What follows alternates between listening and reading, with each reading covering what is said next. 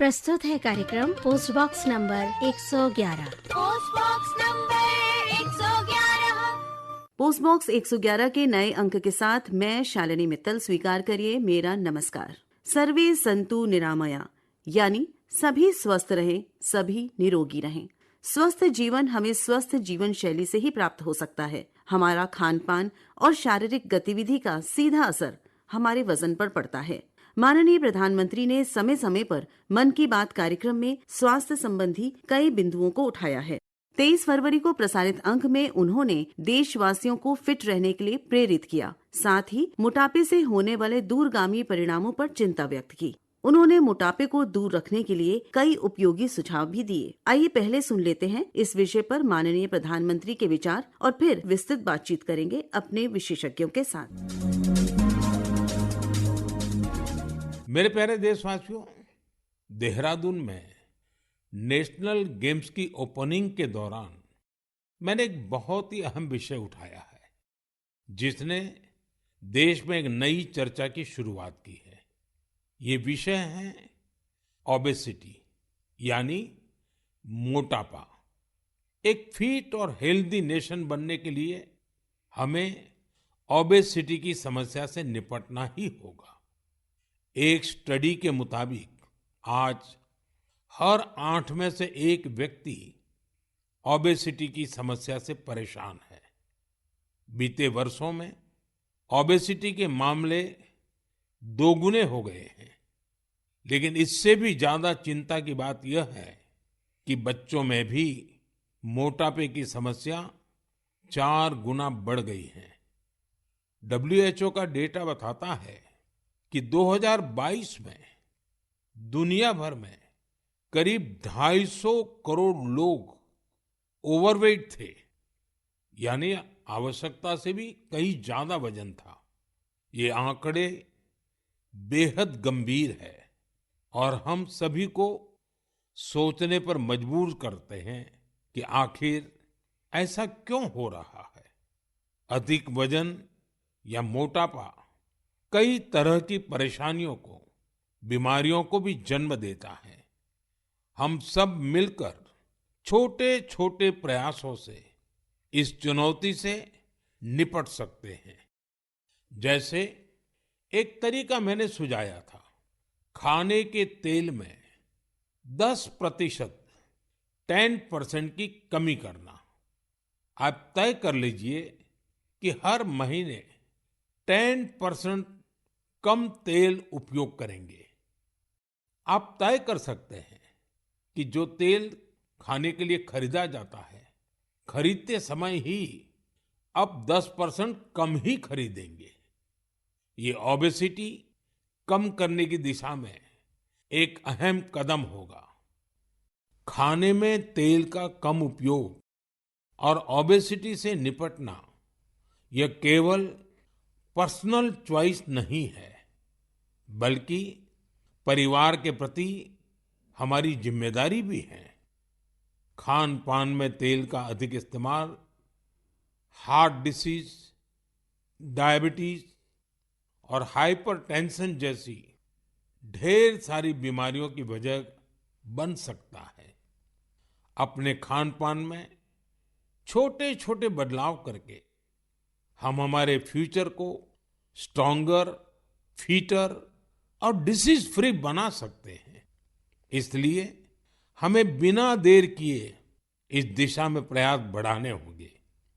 इसे अपने जीवन में उतारना होगा।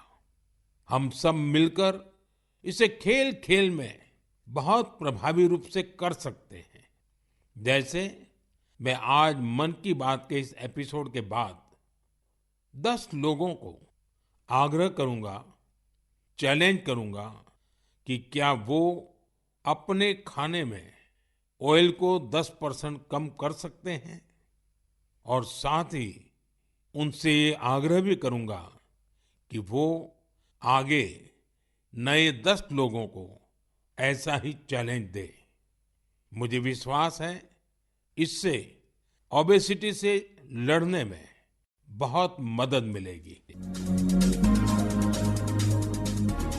हमारे साथ स्टूडियो में आज 3 विषय विशेषज्ञ मौजूद हैं। मोटापे से होने वाले स्वास्थ्य पर विपरीत प्रभाव, इसका निदान और उपचार, इस पर आइए सबसे पहले बातचीत करते हैं लेडी हार्डिंग मेडिकल कॉलेज के मेडिसिन विभाग में डायरेक्टर प्रोफेसर डॉक्टर घनश्याम पांगते से। माननीय प्रधानमंत्री की जो हमने बात अभी सुनवाई अपने श्रोताओं को, उन्होंने काफी चिंता व्यक्त की है कि जिस तरह से मोटापा बढ़ रहा है और जिस तरह से बहुत सारे लोग, प्रतिशत की भी बात की उन्होंने, वो मोटापे की तरफ बढ़ रहे हैं। सबसे पहले तो मैं अपने श्रोताओं के लिए ये जानना चाहूंगी कि मोटापा क्या है। पहले हम इसको समझते हैं और फिर हम जानेंगे कि ये किस तरह से हमें हानि पहुंचा सकता है। जी हाँ, मोटापा एक तरह से है कि आपके शरीर में कितनी वसा या चर्बी या फैट की एक्युमुलेशन है। ये फैट जब ज्यादा अमाउंट में हो जाता है तो ये आपके ऑर्गन्स में डिपॉजिट होने लग जाता है और इसकी वजह से आपको बहुत सारी बीमारियां भी हो सकती है। रिसेंटली वर्ल्ड हेल्थ ऑर्गेनाइजेशन और लैंसेट स्टडीज ने आप बताया है कि ये मोटापा एक तरह की बीमारी है। पहले हम सिर्फ कहते थे ये एक तरह का रिस्क फैक्टर है या हेल्थ कंडीशन है, बट अब इसको सीधे सीधे कहा गया है कि ये एक तरह का बीमारी है और इससे आपको किसी भी अंग के आपके फंक्शन में प्रॉब्लम हो सकती है। इससे आपको हार्ट डिजीज हो सकती है या ब्लड प्रेशर हो सकता है, इसको आपको न्यूरोलॉजिकल डिजीज, स्ट्रोक हो सकता है। अगर वसा ज़्यादा हो जाए तो आपको रेस्पिरेटरी डिजीज हो सकती है, आपको स्लीप एप्निया हो सकता है, आपको ये वसा आपके लीवर में अगर चढ़ जाए तो NAFLD कहते हैं या metabolic dysfunction associated liver disease कहते हैं। इन सब से ये ऑर्गन फेल कर सकते हैं। तो अब इसको वर्ल्ड में सारे डॉक्टर्स ने इसको एक तरह का डिजीज या बीमारी कही है जिसका इलाज बहुत जरूरी है और प्रिवेंशन भी बहुत बहुत जरूरी है। मोटापे को मेजरमेंट के लिए वर्ल्ड हेल्थ ऑर्गेनाइजेशन ने एक फॉर्मूला दिया हुआ है, बॉडी मास इंडेक्स, जिसको कि BMI कहते हैं। इसको कैलकुलेट करना बहुत ही आसान है। इसमें आप पहले अपने वजन को किलोग्राम में मेजर करिए। जैसे किसी का वजन 50 किलो है तो 50 और उसको आप डिवाइड करेंगे आपकी हाइट या लंबाई जो कि मीटर्स में होगी। जैसे कोई 5 फीट का आदमी है तो उसकी लंबाई हो गई 1.5 metres. 50 kg divided by 1.5 square. अगर इसका जो मेजरमेंट आता है, अगर वो 23 से ऊपर आता है, स्पेशली भारतीय और एशियन पॉपुलेशन में, हम उसको कहेंगे ये जो पेशेंट है या ये जो व्यक्ति है ये मोटापे से ग्रसित है। थोड़ा सा इसमें ये डिफरेंस है कि अगर कोई वेस्टर्न कंट्रीज का है जिनको कि उनके BMI इंडेक्स थोड़ा सा डिफरेंट लिया जाता है, उसमें जो 30 से ऊपर होते हैं उन्हीं को मोटापा कहा जाता है, 30 का BMI, जबकि भारतीय मूल के निवासियों को 23 से ऊपर को मोटापा कहा जाता है। ये बहुत इंपॉर्टेंट है। ये इसलिए है कि जो देखा गया है स्टडीज में, साइंटिस्ट ने देखा है कि जो भारतीय मूल के लोग हैं, इवन जब BMI 21 से ऊपर हो जाता है उनको डायबिटीज की शिकायत शुरू हो जाती है। तो 21 से ऊपर में उनको हेल्थ कंडीशन डेवलप होने लग जाती है जिससे कि उनके ऑर्गन डिस्फंक्शन हो सकते हैं। दूसरा, एशियंस में ये देखा गया है कि उनके जो ओबेसिटी है, जो मोटापा है, जो चर्बी है, वो अंदर पेट के अंदर ज्यादा होता है। जो पेट की वसा है वो ज्यादा है, जो कि ज्यादा खतरनाक होती है कहते हैं। जबकि जो वेस्टर्न कंट्रीज की जो पॉपुलेशन है उनकी वसा बॉडी में डिस्ट्रीब्यूटेड है, वो कहीं मसल्स में, हाथों में, पैरों में और लोअर लिम्ब में, इनमें ज्यादा है। तो ये फैट उतना खतरनाक नहीं होता जितना कि एब्डोमिनल ओबेसिटी होता है। और तीसरा ये है कि जो ये भी देखा गया कि जो एशियन पॉपुलेशन है, साउथ ईस्ट एशियन, उन लोगों को ये जो मेटाबॉलिक डिस्फंक्शन वाली डिजीज होती हैं वो लगभग 10 साल पहले आ जाती है। खासतौर पर माननीय प्रधानमंत्री ने इसका मेंशन किया है कि अगर हम सिर्फ ऑयल इंटेक ही 10% कम कर दें तो भी काफी फर्क पड़ जाएगा उसको ओबेसिटी में। तो ये कहाँ तक सही लगता है आपको? बिल्कुल, जैसे कि ऑयल एक तरह का फैट ही है। अगर आपके डाइट में ज्यादा फैट होगा तो आपको ज्यादा ओबेसिटी होने के चांसेस है। ऑल्दो ओबेसिटी एक तरह से बहुत सारे चीजों के मिलन से होती है। आप खाने में जैसे ज़्यादा कार्बोहाइड्रेट भी लें, ज़्यादा कैलोरी लें और आप उसको एक्सरसाइज करके आप उसको मेटाबोलाइज नहीं कर पाएँ तो आपको वो जो कैलोरीज हैं वो आपके फैट में कन्वर्ट हो जाएंगी। आप रेगुलर एक्सरसाइज नहीं करेंगे तो आपको मोटापा बढ़ जाएगा। थोड़ा सा जेनेटिक फैक्टर भी होता है जिसमें कि कुछ लोगों के जो जीन्स हैं वो मोटापे की ओर ज़्यादा होते हैं, तो उनको शुरू से एक्सरसाइज और ये सब चीज़ें रेगुलर रखनी चाहिए। डाइट बहुत इंपॉर्टेंट है और एनवायरमेंटल फैक्टर में आपको एक्सरसाइज और उस पर पूरा ध्यान देना चाहिए। और ये सारी चीज़ें आपको अपने जो जीवन व्यवस्था है उसको शुरू से लाना चाहिए। टाइम पे उठना, टाइम पे सोना और एडुकेट टाइम पे सोना, वो सारी चीज़ें भी बहुत बहुत इंपॉर्टेंट है आपको ओबेसिटी के एपिडेमिक को कंट्रोल करने के लिए। तो लाइफस्टाइल फैक्टर्स भी इंपॉर्टेंट हो जाते हैं, बहुत जरूरी है जी। एक आपने बात मेंशन की कि कई बार जेनेटिक चीजें होती हैं और वो हमारे कंट्रोल में नहीं होती, फैमिलीज में रन करती हैं। लेकिन आजकल जो देखा जा रहा है कि फैमिली में अगर नहीं भी हैं लोग ओबीज, तो भी बच्चों में बहुत ज्यादा इसकी टेंडेंसी देखी जा रही है। तो child obesity is a problem nowadays and how to deal with it is a major question. तो क्यों बढ़ रही है, पहला तो मैं ये पूछना चाहूंगी आपसे, और फिर हम कैसे इसको मैनेज कर सकते हैं? बिल्कुल। WHO का डाटा बताता है कि लगभग 4 गुना बढ़ गया है। पहले 2% था चाइल्ड ओबेसिटी, अब ये 8% हो गया है। ये बढ़ने के कारण भी बहुत सारे हैं। एक तो हमारे जैसे ईटिंग हैबिट्स बहुत चेंज हो गई है, बहुत सारे जंक फूड हमारे फूड हैबिट्स में आ गए हैं। हमारे घरों में आसपास खेलने की जगह भी बहुत कम हो गई है। हम लोग जैसे दोनों पेरेंट्स भी वर्किंग है, तो हम लोग बच्चों को टाइम नहीं दे पाते हैं। तो इस कारण बहुत से बच्चे टीवी और ये स्क्रीन टाइम, मोबाइल में बहुत सारा टाइम वो उसमें बिता रहे हैं। तो इन सारी चीज़ों की वजह से लोग ये जो मोटापा है बच्चों में बढ़ता जा रहा है। और ये एक तरह का प्रिकर्सर है। जो बच्चे बचपन में ही मोटापे से या ओबेसिटी से ग्रसित होंगे, वो बड़े होकर उनको ओबेसिटी ज़्यादा बढ़ने के चांसेस है। और ओबेसिटी की वजह से जो ये बीमारियां हैं, जो हार्ट डिजीज़ हैं, ये सब भी उन लोगों में ज़्यादा होने के चांसेस रहेंगे। इसलिए हमें prevention is better than cure. तो उसकी कोई दवाई ववाई का उतनी ज़्यादा ज़रूरत ना पड़े, इसलिए हमें शुरू में ही, बचपन में ही इस ओबेसिटी को कंट्रोल में लाना चाहिए। और बच्चों को इस तरह से हमें ग्रो करना चाहिए कि वो रेगुलर एक्सरसाइज पे ज़्यादा ध्यान दे। और जो स्क्रीन टाइम और मोबाइल है, और हमें बच्चों पे ज़्यादा से ज़्यादा ध्यान देना पड़ेगा। हेल्दी ईटिंग को प्रमोट करना बहुत ज़रूरी है, और उसके लिए आप किस तरह से मोटिवेट करेंगे हमारे श्रोताओं को भी और उनकी फैमिली मेंबर्स को? सबसे जरूरी तो है कि जैसे लोग होते हैं, कुछ खाने के लिए जीते हैं, कुछ लोग जीने के लिए खाते हैं। तो हमें जीने के लिए खाना है। और जब आपको लगे कि आपको चाहे बहुत स्वादिष्ट खाना भी मिले, तो आप इतना ही खाइए जिससे कि आपका बस पेट जस्ट भूख खत्म हो जाए। तो आपको अमाउंट या मात्रा भी काफी कम करनी पड़ेगी। आपको ये जो तली हुई चीजें हैं बहुत सारी, इन सब पे कंट्रोल रखना पड़ेगा। Take more and more of polyunsaturated fatty acids. और जो आपका जो घी, और देसी घी फिर भी कुछ अमाउंट में आप ले सकते हैं, बट इसके अलावा जो रिफाइंड ऑयल है, उस तरह के घी को ना लीजिए। और इसके अलावा फल फूल आपको रेगुलर लेना है। फ्रूट जूस भी अवॉइड करने हैं। फ्रूट जूस में आपको फाइबर्स नहीं होते हैं, अच्छा। They are harmful. तो एनी और रिफाइंड ये कार्बोहाइड्रेट है, जैसे मैदा के बने हुए वाइट ब्रेड्स हैं, ये सारी चीज़ें भी जब आप लेते हैं, और जो आपके ये कोल्ड ड्रिंक्स हैं, और इन सब से क्या होता है कि सडनली आपको बहुत ज़्यादा अमाउंट में कार्बोहाइड्रेट और शुगर मिलते हैं। उसकी वजह से इंसुलिन रिलीज होता है, उससे आपको और क्रेविंग होती है, आप और खाते हैं और चिप्स खाते हैं। तो ये सारी चीज़ें एक तरह से कैच 22 सिचुएशन में ले आती हैं कि आप खाते हैं, उसके बाद आपको और खाने का मन करता है। ये सारी चीज़ों में थोड़ा सॉर्ट ऑफ एडिक्शन सा लग जाता है। या it's addicting. Very high salt होता है, बहुत शुगर होता है, रिफाइंड आपका ये कार्बोहाइड्रेट होते हैं। सडनली आपको बहुत ज़्यादा स्पाइक कर देते हैं आपके शुगर्स लेवल को, और बॉडी उसको कंट्रोल करने के लिए इंसुलिन रिलीज करती है।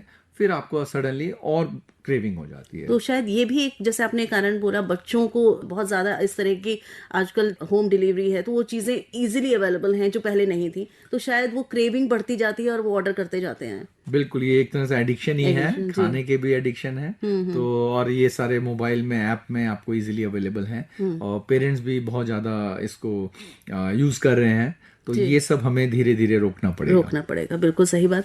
आप सुन रहे हैं कार्यक्रम पोस्ट बॉक्स 111, और हमारे साथ हैं स्टूडियो में डॉक्टर घनश्याम पांगती। आप डायरेक्टर प्रोफेसर हैं department of medicine, Lady Hardinge medical college, New Delhi में। तो डॉक्टर साहब, हम बात कर रहे थे ओबेसिटी पे, बहुत सारी बातें आपने हमें बताई और बहुत काम की बातें हैं। थोड़ा सा जानना चाहेंगे, जो माननीय प्रधानमंत्री ने कहा कि बहुत सारी बीमारियों को न्योता देना है अगर आप मोटे हैं, और आपने BMI का भी जिक्र किया, तो कौन कौन सी ऐसी बीमारियां हैं? आजकल रिसेंटली गाइडलाइंस आई हैं, एक लैंसेट कमीशन से भी गाइडलाइन आई है ओबेसिटी की। दूसरी भारत से भी डॉक्टर मिश्रा, जो कि एम्स ग्रुप से उन्होंने पब्लिश की है। उन्होंने एक तो BMI के अलावा एक और मेजरमेंट बताया है, जो कि इजी है सबके लिए याद रखना और मेजर करना। तो भारतीय मूल निवासियों के लिए, अगर कोई फीमेल है, लेडी है, अगर उसकी कमर की जो लेंथ है, अगर वो 80 सेंटीमीटर से ज़्यादा है, तो उसको बोलेंगे उसको मोटापा है। दूसरा, मेल्स में 90 सेंटीमीटर से ज़्यादा है, तो वो भारतीय मूल के निवासी को मोटापा कहेंगे। तो मोटापे दो तरह के होते हैं आजकल जो कैटेगरी वाइज डिस्ट्रीब्यूट किया है। मोटापे कैटेगरी 1 में जस्ट आपका बीएमआई या जो कमर की चौड़ाई है वो रिक्वायरमेंट से ज़्यादा है, बट उनको कोई भी ऐसी कोई बीमारी नहीं है जो कि मोटापे की वजह से होती है। और जो कैटेगरी 2 है, सब कैटेगरी 2 है मोटापे की, उसमें बहुत सारी बीमारियां होती है। उसमें जैसे अगर आप मोटे हैं तो ऑब्वियस है आपके जो वजन की वजह से घुटने में प्रॉब्लम होगी, तो उसको कहते हैं ऑस्टियोआर्थराइटिस नी हो गया या घुटने का ऑस्टियोआर्थराइटिस। तो उन लोगों में जिनको कि मोटापा है और वो चलने में दर्द कर रहा है, डेली एक्टिविटीज नहीं कर पा रहे हैं, अपने घर के काम नहीं कर पा रही है कोई लेडी, तो उनको कहेंगे कि मोटापे की वजह से उनको ये डिजीज हो गई है। इसी तरह जो बहुत मोटे होते हैं उनको सांस की प्रॉब्लम हो जाती है, चलने में सांस फूलने लग जाती है। इसी तरह सोते समय उनको बहुत खर्राटे आते हैं और जिसको कि हम ऑब्स्ट्रक्टिव स्लीप एपनिया कहते हैं। तो उसका सिंपल से इलाज है, अगर आप वेट कम कर लेंगे तो आपको ये खर्राटे नहीं आएंगे, क्योंकि आपकी जो वसा है, चर्बी है आपके गले में, नेक में, जो आपकी जो सांस की नली है उसके सामने चारों तरफ फैट जमा हो जाता है। तो वो अगर वेट कम करेंगे और कुछ हेल्थ कंडीशन जैसे हाइपोथायराइड ये सब कंट्रोल करेंगे तो उसी से वो ठीक हो सकता है, आपको और कोई ट्रीटमेंट की ज़्यादा जरूरत नहीं पड़ेगी। इसी तरह जिन लोगों को मोटापा होता है उनको डायबिटीज़, टाइप 2 डायबिटीज़ बहुत ही कॉमन है, और शुरू में वो प्री डायबिटीज़ होती है, शुगर 126 जो भूखे पेट है हम कहते हैं उससे ऊपर को डायबिटीज़ है। पहले वो 100 से 126 के अराउंड रहती है। जब मोटापा कंट्रोल नहीं होता, आप डाइट कंट्रोल नहीं करते हैं, फिजिकल एक्टिविटी आपकी इंक्रीज नहीं होती है, तो आपको डायबिटीज़ हो जाती है। तो वो डायबिटीज़ धीरे धीरे आपके आंखों में असर कर सकती है, आपके किडनी में असर कर सकती है, आपके नर्व में असर करेगी, तो आपको नमनेस, टिंगलिंग या आपको ये टच की सेंसिटिविटी ये सारी चली जाएगी। तो इस तरह की न्यूरोपैथी भी हो सकती है। तो diabetes is part of a obesity disease. तीसरा बहुत इंपॉर्टेंट आजकल आ रहा है कि NAFLD जिसे पहले कहते थे, non alcoholic fatty liver disease, आजकल उसी को MAFLD भी कहते हैं। उसमें ये जो वसा है, चर्बी आपके लीवर में बैठ जाती है, फिर वो फैटी लीवर कर देती है। धीरे धीरे फैटी लीवर आपके लीवर को नुकसान करने लग जाता है, आपके लीवर के जो एंजाइम्स है, जो टेस्ट है, वो एबनॉर्मल होने लग जाते हैं, और 10 से 12 साल बाद आपका लीवर फेल कर सकता है। और जिसका इलाज सिर्फ सिंपल है कि आप वजन कम कर लें और खाने में परहेज करें जिससे कि आपको फैटी लीवर ना हो। और ये इतना ही खतरनाक है कि अब डाटा ये आ रहा है कि ये जो फैटी लीवर है, जो शराब पीने से लोगों का लीवर खराब होता था, अब ये उसको ओवरटेक कर चुका है। मोटापे और फैटी लीवर से जो लीवर खराब हो रहे हैं वो ज्यादा कॉमन हो गया है compare to alcoholic liver disease जो शराब पीने से होता है। इसी तरह एक जो कार्डियक और न्यूरोलॉजिकल बहुत इंपॉर्टेंट है, इसमें क्या होता है कि जो वसा है, चर्बी आपके खून की धमनियों में बैठ जाती है, उसकी वजह से आपको हार्ट अटैक या मायोकार्डियल इन्फार्क्शन हो सकता है। और यही चर्बी जब आपके ब्रेन की नसों में बैठ जाती है, धमनियों में, तो आपको स्ट्रोक या लकवा मार सकता है। यंग लोगों में और एडोलेसेंट और बच्चों में मोटापा बहुत ज्यादा आ रहा है। इसी वजह से कुछ जैसे यंग लड़कियों में मोटापे की वजह से PCOS की तकलीफ हो जाती है, जिससे कि पॉलीसिस्टिक ओवेरियन सिंड्रोम कहते हैं। उसमें लड़कियों का वजन ज़्यादा होता है, उनको कई फेस में और अलग डिफरेंट जगहों में बाल आने की तकलीफ हो जाती है, जिसको कि हिर्सुटिज्म कहते हैं। उनको जो माहवारी है वो टाइम पे महीने की प्रॉब्लम हो जाती है। इसके अलावा आफ्टर प्रेगनेंसी और प्रेगनेंसी प्रॉब्लम्स काफ़ी सारी हो जाती हैं, कंसीविंग में प्रॉब्लम हो जाती है। तो ये सारी प्रॉब्लम बहुत सारी हैं, इसलिए अब डॉक्टर्स एंड एक्सपर्ट्स ने इसको एक तरह की बीमारी कहा है, ओबेसिटी को, जिसको कि हमें प्रिवेंशन से रोकना है। ऑल्दो रिसेंटली कुछ ट्रीटमेंट भी आ गए हैं, there is a treatment medicine भी आ गई हैं जो कि काफ़ी इफेक्टिव है, बट लॉन्ग टर्म लेनी पड़ती है। और बेरिएट्रिक सर्जरी, जिसमें कि आप सर्जरी करके आप मोटापा कम कर सकते हैं, बट वो एक्सट्रीम स्टेप्स हैं। और उससे पहले बेस्ट रहेगा प्रिवेंशन करें, मोटापे को आने ना दें, और आ गया तो टाइम पे रोकथाम करें। जैसा आपने कहा prevention is better than cure, तो क्यों ना हम आज सजग हो जाएं। और हमारे देश के प्रधानमंत्री ने ये बात कही है और वो चाहते हैं कि हम फिट हो, हमारी कंट्री फिट हो, तो आज से ही प्रण करें कि हम अपने मोटापे पर कंट्रोल करेंगे। तो धन्यवाद देना चाहेंगे डॉक्टर साहब को। हमने बात की मोटापे के ऊपर, ओबेसिटी पर, और इस पर बहुत सारी जानकारी हमारे साथ साझा की डॉक्टर घनश्याम पांगती ने। आप डायरेक्टर प्रोफेसर मेडिसिन है Lady Hardinge medical college New Delhi में। धन्यवाद देना चाहेंगे डॉक्टर पांगती स्टूडियो में आने के लिए। धन्यवाद। माननीय प्रधानमंत्री ने तेल के उपयोग पर महत्वपूर्ण टिप्पणी की है। इस बारे में और अधिक जानकारी दे रही हैं हमारी विशेषज्ञ डॉक्टर मोनी दीपा तालुकदार। आप FSSAI में साइंस एंड स्टैंडर्ड्स डिवीजन में असिस्टेंट डायरेक्टर टेक के पद पर कार्यरत हैं। ICMR NIN ने बहुत क्लियर कट गाइडलाइंस इशू किए हैं, जिसमें एक एडल्ट मेल को पूरे दिन में 30 grams of fat per day और एक फीमेल के लिए 20 grams of fat per day का मानक निर्धारित किया गया है। तो इसके हिसाब से ये हमारी विजिबल फैट की लिमिट हमें ICMR के गाइडलाइंस में दिशा निर्देश किया गया है। तो यदि हम इसको महीने के हिसाब से कैलकुलेट कर सकते हैं और बड़े ही आसानी से जो प्रधानमंत्री जी ने हमें 10% रिडक्शन का टारगेट दिया है वो हम अचीव कर सकते हैं, क्योंकि अगर हम 30 ग्राम पर डे को 30 दिन से मल्टीप्लाई करेंगे, एक महीने का हम कोटा 900 ml या रफली 1 लीटर तक निकाल सकते हैं। उसका 10% रिडक्शन करके हम 900 ml से 800 ml का टारगेट रख सकते हैं, और एक पूरा परिवार इसको 4 से गुना करके 4 टाइम्स मल्टीप्लाई कर देगा तो 3600 के करीब आएगा, जिसको हम लोअर फिगर में अगर रखेंगे तो 3.5 लीटर्स ऑफ ऑयल पर family of member of 4 people का अगर हम टारगेट रखें तो डेफिनेटली हम 10% रिडक्शन तक जा सकते हैं। जब भी बाजार से तेल या फैट खरीदें तो पैकेट की लेबलिंग जरूर चेक करें। अगर पैकेट में आपको PVHO टर्म दिखता है, partially hydrogenated vegetable oil, shortening या हाइड्रोजनेटेड ऑयल, इस तरह के टर्म्स देखें तो आप अलर्ट हो जाएं कि इसमें ट्रांस फैट डेफिनेटली है। और कई प्रोडक्ट्स को ट्रांस फैट फ्री क्लेम करने का भी उनके पास ऑप्शन रहता है। तो जिन प्रोडक्ट्स में 0.2 ग्राम से कम पर 100 gram of the food product में ट्रांस फैट्स रहता है, वो क्लेम करते हैं ट्रांस फैट फ्री फैट। तो आप ऐसे प्रोडक्ट्स की तरफ जाइए जिसमें कम से कम इंडस्ट्रियल ट्रांस फैट्स की मात्रा कम रहे, क्योंकि इनके बहुत ही दूरगामी हैजार्डस हेल्थ इफेक्ट्स हैं। बाकी घर के खाने में आप ऑयल की मात्रा को मॉडरेशन में रखिए, और जैसा प्रधानमंत्री जी ने हमें दिशा निर्देश दिया है, अपने टोटल ऑयल का 10% ऑयल रिडक्शन पर महीने करिए।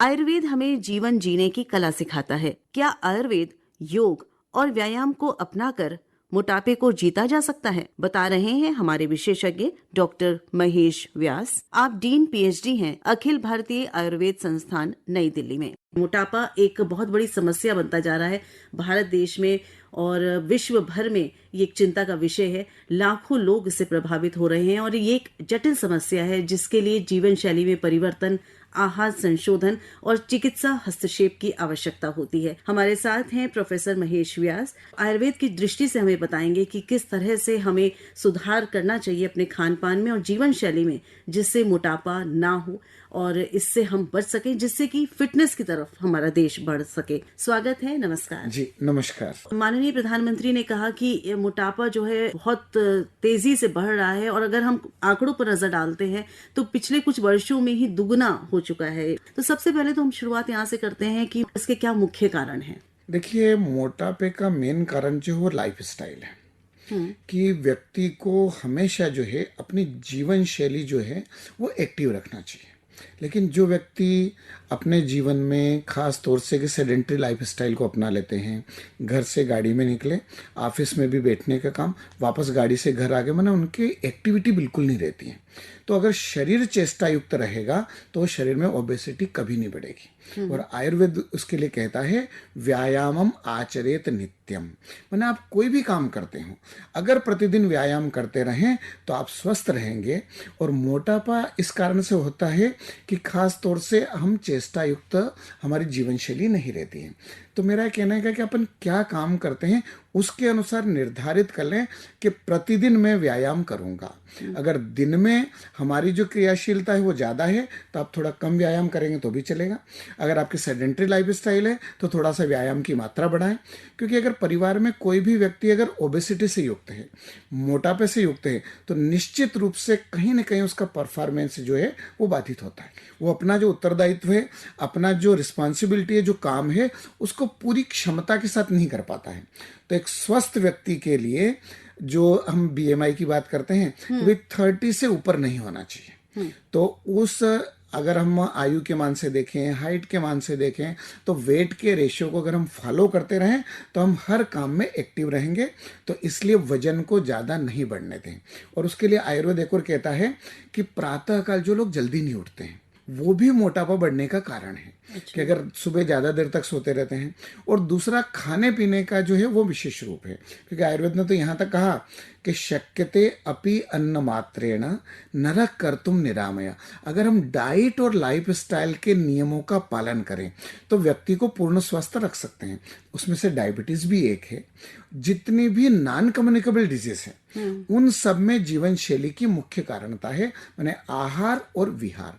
तो ओबेसिटी में भी आहार की एक अपनी भूमिका है, और आहार में खास तौर से जो गुरु पदार्थ रहते हैं, जो स्निग्ध चीजें रहती है, वो वजन को ज्यादा बढ़ाती है, और उसमें से ऑयल भी एक है जो स्निग्ध गुण से युक्त होता है। इसीलिए शायद माननीय प्रधानमंत्री ने इस पर काफी जोर दिया है, और ये भी कहा है कि 10% अगर हम हर कोई अपने खाने से तेल को कम करे तो काफी हद तक ये मोटापे को कंट्रोल किया जा सकता है। आयुर्वेद की दृष्टि से तेल की, जैसे आपने बात की, स्निग्ध पदार्थ की बात की, तो क्या कहना चाहेंगे, कौन सा तेल सही होना चाहिए खाने के लिए और कितनी मात्रा में होना चाहिए?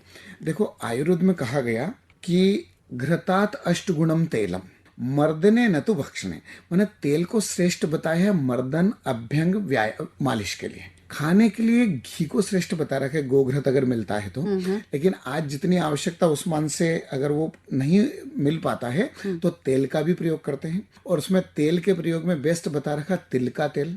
उसके साथ में अलग अलग प्रदेशों में, जैसे कि जहाँ पे गर्मी ज़्यादा होती है तो वहाँ पर जो जिसका स्वभाव शीत रहता है ऑयल का, जैसे कोकोनट ऑयल, खोपरे का तेल जो रहता है, नारियल का तेल, वो शीत स्वभाव का रहता है, तो साउथ में विशेष करके उसका प्रयोग किया जाता है।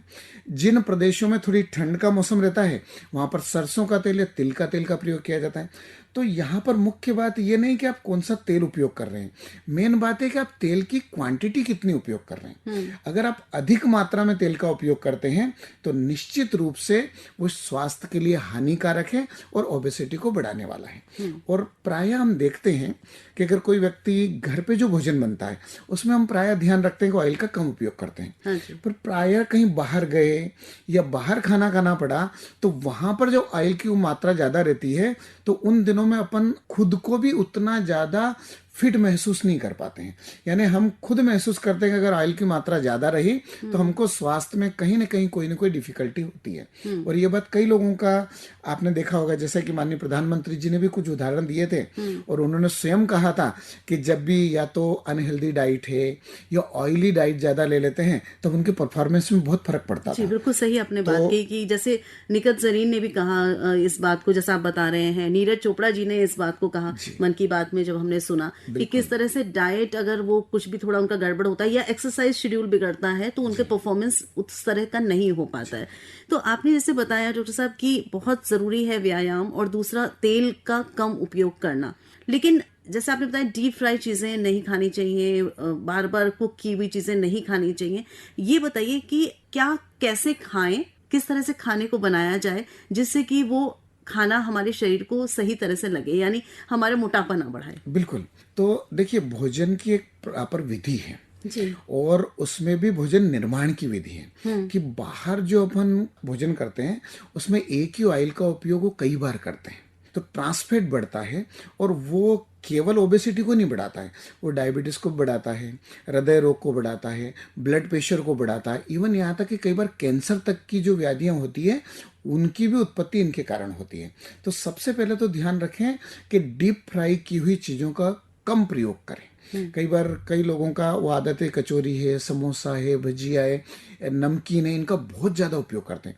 कोई भी चीज़ बंद मत करिए, लेकिन बिल्कुल क्वांटिटी का ध्यान रख करके कभी कभी उनका प्रयोग करिए, और वो भी घर की अगर बनी हुई है तो ज़्यादा अच्छा है, क्योंकि घर पे अपन जो भी ऑयल का प्रयोग करेंगे वो बिल्कुल अच्छे रूप में करेंगे। तो एक तो वो है।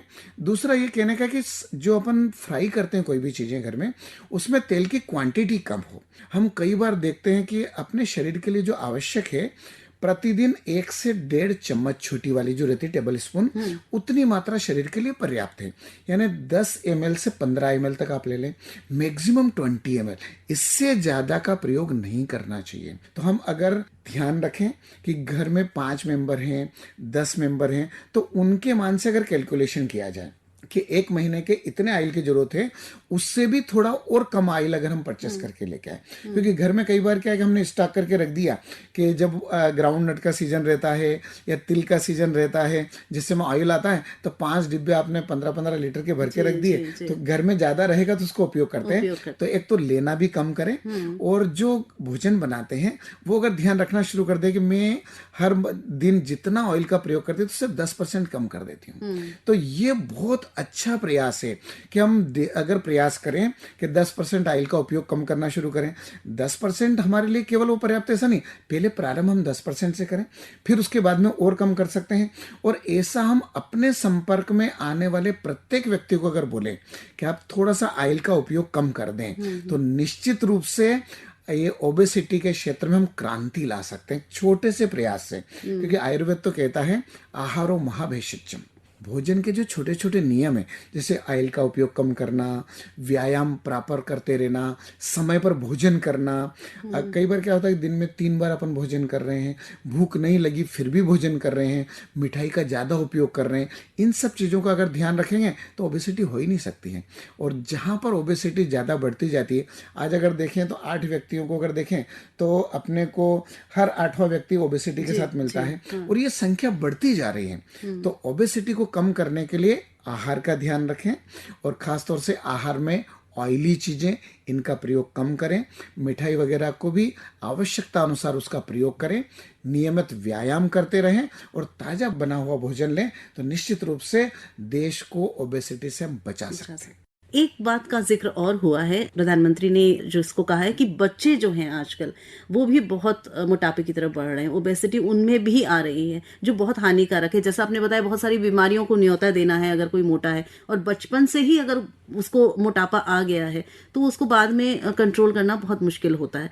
तो ये क्या कारण है आपको लगता है कि बच्चों में ये आदत आ रही है? आजकल बच्चों में अपन देखते हैं तो काफी बच्चों में ओबेसिटी मिलती है, और उसका मेन कारण एक तो फास्ट फूड, इसका सेवन थोड़ा सा कम करें। इसलिए सबसे ज्यादा जोर देना चाहिए कि घर का बना हुआ खाना खाएं। बच्चों की जो इच्छा वो घर पे बना के दें, बाहर का खाना नहीं खाएं। उसमें भी खास तौर से फास्ट फूड है, जो अपन कहना चाहिए कि डीप फ्राई वाली चीजें हैं, ऑयली चीजों का ज्यादा प्रयोग करते हैं। बच्चों को आइसक्रीम बहुत पसंद आती है, बच्चों को चॉकलेट बहुत पसंद रहते हैं। तो एक तो स्निग्ध और मधुर, ये 2 चीजें ओबेसिटी को बढ़ाती है। तो स्निग्धता में ऑयल ज्यादा हो गया अगर उसका उपयोग कर रहे हैं, और मधुरता में जितनी भी स्वीट वाली चीजें हैं इनका प्रयोग अगर ज्यादा करते हैं तो ओबेसिटी को बढ़ाते हैं। तो बच्चों में खास तौर से मीठा खाने की प्रवृत्ति को थोड़ा कम करवाएं, और ऑयल का उपयोग कम करवा दें। अगर उनमें भी ऑयली चीजें खाना कम हो जाती है तो इससे अपन रोक सकते हैं। और बच्चों को डीप फ्राई की हुई चीजें बड़ी अच्छी लगती हैं, तो हम थोड़ा सा उनके ऊपर ध्यान रखें कि उनको फ्रूट्स खिलाएं। अगर फल खाते हैं अपन, तो फल जो है वो ओबेसिटी को नहीं बढ़ने देते हैं। जैसे गुआवा है, पपीता है, ड्रैगन फ्रूट है, ऑरेंज है, ये सब चीजें ऐसी है कि जो शरीर में फाइबर जो है उनके द्वारा पहुंचता है और शरीर को स्वस्थ रखते हैं। तो मेरा कहने का कि चॉकलेट, आइसक्रीम या ऐसी स्वीट चीज़ों को खाने के बजाय फल खाएं, और फल में भी ऋतु फल खाएं, जो जिस सीजन में फल उपलब्ध हैं। अगर बच्चों की आदत हम फल की डालते हैं, ऑयल की उपयोग थोड़ा कम करना शुरू कर देते हैं, तो निश्चित रूप से उनमें भी ओबेसिटी को हम रोक सकते हैं। कहीं ना कहीं एक साइकिल बनती जाती है, जैसे घर में माँ बाप अगर ज्यादा डीप फ्राइड खा रहे हैं तो बच्चे भी वो खाने लगते हैं, तो धीरे धीरे करके सभी की आदतें वैसी हो जाती हैं। तो आपने कहा बहुत अच्छी बात कि अगर हम फलों को इंट्रोड्यूस करें और शुरू से उनको आदत डालें तो वो आगे तक के उनका स्वास्थ्य ठीक रह सकता है। ये भी बताइए, जैसे आपने बताया एक्सरसाइज का रोल है, शारीरिक गतिविधियों का बहुत रोल है, जीवन शैली का रोल है, तो योग और ध्यान का क्या महत्व है? देखिए, योग तो व्यक्ति को हर रूप में स्वस्थ करने में काम करता है, माने चाहे वो शारीरिक व्याधि हो या मानसिक व्याधि हो।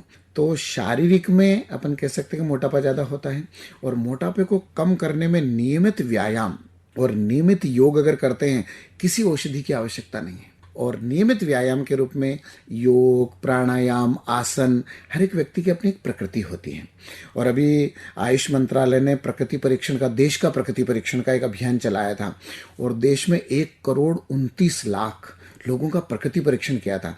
उस प्रकृति परीक्षण के अनुसार अगर हम उनको डाइट बताएं कि आपको क्या डाइट लेना है, साथ में योग और प्राणायाम को बताते जाएं, तो मुझे नहीं लगता कि किसी औषधि की आवश्यकता लगेगी, हम उन सबको पूर्ण स्वस्थ रख सकते हैं। अब अगर अपने पास में कोई आयुर्वेदिक चिकित्सालय हो या कोई योग सेंटर हो तो वहाँ पर जा कर के, और अगर अपने को वजन कम करना है उसके लिए विशेष रूप का व्यायाम है, उसके लिए एक अलग प्रकार के आसन है, उसके लिए अलग प्रकार का प्राणायाम है।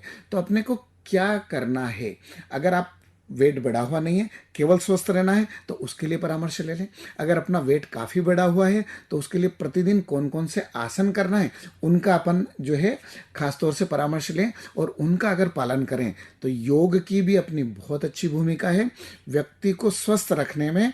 जिस प्रकार से हम बीमार होने के बाद औषधि का प्रयोग करते हैं, अगर हम योग का प्रयोग करें तो हम बीमार ही नहीं होंगे।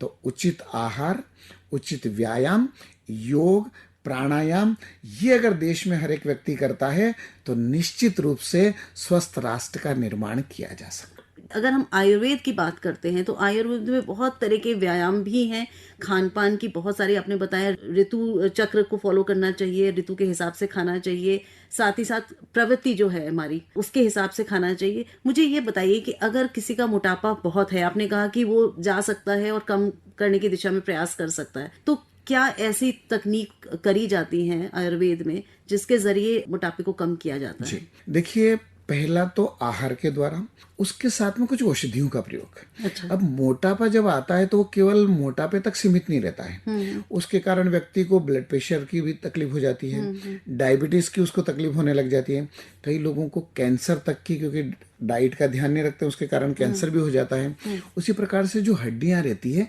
ये कमजोर होने लग जाती है, और उसको अगर अपन देखें कि जो पित्ताशय, उसकी बीमारियां कई होने लग जाती है, साथ में कोलेस्ट्रॉल शरीर में बढ़ने लग जाता है, और अगर देखें तो लीवर और फैटी लीवर होने लग जाता है ओबेसिटी के कारण ही। उसी प्रकार से नींद, स्लीप एपनिया जो बोलते हैं, या कहना चाहिए कि सांस लेने में दिक्कत आ जाती है, गठियावात, हड्डियों की बीमारी होने लग जाती है, और कई लोगों में तो जैसे इनफर्टिलिटी की प्रॉब्लम जो होती है ये भी ओबेसिटी के कारण होती है, थायराइड की प्रॉब्लम, माने ओबेसिटी अपने साथ में कितनी बीमारियों को लेके आता है। तो एक तो केवल ओबेसिटी है, तब हम थोड़ा सा डाइट में ध्यान रखें कि मीठी चीज़ें, मधुर चीज़ें, दूध से बनी हुई चीज़ों का थोड़ा अवॉइड करें, और एक्सरसाइज रोज करते रहें। अगर बाकी और कोई व्याधियां हो गई तो उन व्याधियों के मान से अपनी डाइट को ध्यान रखें, क्योंकि हर एक व्याधि के लिए कुछ कुछ स्पेसिफिक डाइट बता रखी है। और आयुर्वेद में तो आचार्य चरक ने औषधियों का प्रयोग बाद में बताया। उनने शुरू में ही दूसरा चैप्टर, अपामार्ग तंडुली, एक चरक संहिता का सेकंड चैप्टर है, उसमें पहले 28 यवागु बताई, मैंने खाने पीने की रेसिपी, कि जिससे अलग अलग बीमारियों से हम कैसे बच सकते हैं। तो ओबेसिटी से उसके द्वारा बचे, और साथ में हम थोड़ा सा व्यायाम आदि करते रहें, और कुछ औषधियाँ जैसे अपने कहना चाहिए कि हमारे घर में प्राय रहती है, त्रिफला का चूर्ण है, वो बहुत अच्छा ओबेसिटी को कम करता है। पर मेरा सबको एक अनुरोध है कि औषधि का प्रयोग किसी भी चिकित्सक के परामर्श से लें, ताकि आपको कितनी मात्रा में कब लेना है, क्योंकि क्या है कि कुछ चीज़ें ऐसी होती है कि उनको गर्म पानी के साथ लेने पर उनका परिणाम अलग है, उनको ठंडे पानी के साथ लेने पर उनका परिणाम अलग है। तो आपको और कौन कौन सी व्याधि है, ओबेसिटी है, तो चिकित्सक से परामर्श ले लें। और त्रिफला चूर्ण है, गिलोय है, अलग अलग छोटी छोटी रेमेडीज है जो हमारे घर में रहती है। हम तो कहते हैं कि किचन रेमेडीज जो रहती है उनका हम प्रयोग कर सकते हैं, पर वो सब चिकित्सक की परामर्श से अगर लें तो न केवल ओबेसिटी, अभी तो ओबेसिटी के कारण होने वाला डायबिटीज हो, चाहे ब्लड प्रेशर हो, या और कई प्रकार की बीमारियां हो, उनसे भी सामान्य नियमों का पालन करके हम बच सकते हैं, कि हमको किसी चिकित्सालय तक जाने की, किसी डॉक्टर के पास जाने की, या बहुत दिनों तक ट्रीटमेंट कराने की आवश्यकता ही नहीं लगेगी। इसलिए मेरा सबसे अनुरोध है, हमारी डाइट बिल्कुल व्यवस्थित, नियमित रखें, प्रतिदिन समय पर सोएं, समय पर उठें, और साथ में रोज एक्सरसाइज करें। अगर इतना करते रहे तो बिल्कुल व्यक्ति स्वस्थ रहेगा। जी, एक चलते चलते प्रश्न और करना चाहूंगी कि हमने बहुत सुना है आयुर्वेद में पंचकर्म चिकित्सा की जाती है, ये कुछ क्रियाएं होती हैं, तो क्या वो भी मोटापा कम करने में सहायक होती हैं?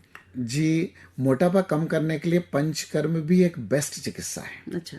तो जैसे जिनको बहुत ज़्यादा मोटापा है, जैसे थोड़ा बहुत अगर बढ़ा हुआ वेट है तो उसको तो अपन डाइट से भी ठीक कर सकते हैं, एक्सरसाइज से ठीक कर सकते हैं, लेकिन जिनमें बहुत ज़्यादा ओबेसिटी है फिर उनमें ट्रीटमेंट करना पड़ता है, और उनमें पंचकर्म बहुत अच्छा है। क्योंकि देखिए 3 दोष होते हैं, एक वात, पित्त और कफ। जब भी शरीर में कफ दोष की वृद्धि होती है माने मोटापा फिर बढ़ता है, और उसको कम करने के लिए आयुर्वेद में वमन कर्म बता रखा है। उसी प्रकार से विरेचन कर्म है। कुछ प्रकार की बस्ती है जिसको निरूह बस्ती बोलते हैं, कई प्रकार का डिकॉक्शन बस्ती के रूप में प्रयोग करते हैं। तो ये तीनों ही पद्धतियां मोटापे को कम करने में बहुत प्रभावी है। यानी कई लोग ऐसा रहता है कि कई बार वो कहते हैं कि साहब मैंने बहुत कोशिश कर ली, डाइट कंट्रोल कर लिया, व्यायाम कर लिया, लेकिन मेरा वेट कम नहीं हो रहा है। उस अवस्था में पंचकर्म बहुत उपयोगी है। तो जो भी निराश हों कि जिनको ऐसा लगता है कि मेरा तो वेट कम नहीं होता है, अपने नज़दीक जो भी आयुर्वेद चिकित्सालय है वहाँ पर जाएं, चिकित्सक का परामर्श लें, पंचकर्म करवाएं, निश्चित रूप से उनका वेट कम होगा। बहुत धन्यवाद देना चाहेंगे कि आपने समय निकाला यहाँ आए, और बहुत सारी ऐसी जानकारी आपने हमारे श्रोताओं के साथ साझा करी जिससे मोटापा कम करने और मोटापा ना हो इसके लिए हमें कैसे खान पान रखना चाहिए, कैसे अपने लाइफस्टाइल रखनी चाहिए, ये आपने जानकारी दी। तेल का भी आपने बहुत विस्तार से हमें बताया कि किस तरह का तेल इस्तेमाल करना चाहिए, और जैसा माननीय प्रधानमंत्री कह रहे हैं किस तरह से, किस विधि से उसको कम किया जा सकता है, ये भी प्रोसीजर आपने बताया। तो चलते चलते कुछ एक मैसेज आप देना चाहेंगे हमारे श्रोताओं के नाम? मैं सभी को ये कहना चाहूँगा कि माननीय प्रधानमंत्री जी ने सबसे अनुरोध किया है कि हम कम से कम 10 लोगों को अनुरोध करें कि ऑयल कम खाएं। तो मेरा भी प्रत्येक व्यक्ति से अनुरोध है कि आपके संपर्क में जो भी आए, हर दिन उस व्यक्ति को एक बात ये जरूर कहें कि आप अपने भोजन में ऑयल का उपयोग कम करें, ऑयली चीज़ों को कम प्रयोग में करें, और अपने घर में भी सबसे पहले अपन स्वयं से प्रारंभ करें कि मैं इतना % मैंने ऑयल उपयोग करना कम कर दिया है। ये अगर हमने करना शुरू कर दिया तो निश्चित रूप से ये केवल हमको ऑयल नहीं बचाना है, इससे व्यक्ति का स्वस्थ राष्ट्र का निर्माण होगा। व्यक्ति स्वस्थ रहेंगे तो ये एक बहुत अच्छा कदम है, और निश्चित रूप से छोटे से प्रयास से हम स्वस्थ राष्ट्र का निर्माण कर सकते हैं। बहुत बहुत धन्यवाद यहाँ आने के लिए, और हमारे साथ रहे इस कार्यक्रम में अखिल भारतीय आयुर्वेद संस्थान नई दिल्ली के डीन PhD प्रोफेसर महेश व्यास। धन्यवाद जी, नमस्कार। उम्मीद है आप भी लेस ऑयल, लेस सॉल्ट और लेस शुगर के मंत्र को अपनाएंगे, व्यायाम करेंगे, फिट रहेंगे और दूसरों को भी फिट रहने के लिए प्रेरित करेंगे। कार्यक्रम समाप्त करने से पहले हम अपने श्रोताओं को याद दिला दें कि कार्यक्रम पोस्ट बॉक्स 111 आप सुनते हैं महीने के आखिरी रविवार को छोड़कर प्रत्येक रविवार को सुबह 11 बजे। आखिरी रविवार को आप सुनते हैं माननीय प्रधानमंत्री की मन की बात। सुनते रहिए, जुड़े रहिए इस कार्यक्रम के साथ, और अब हमें दीजिए अनुमति। नमस्कार।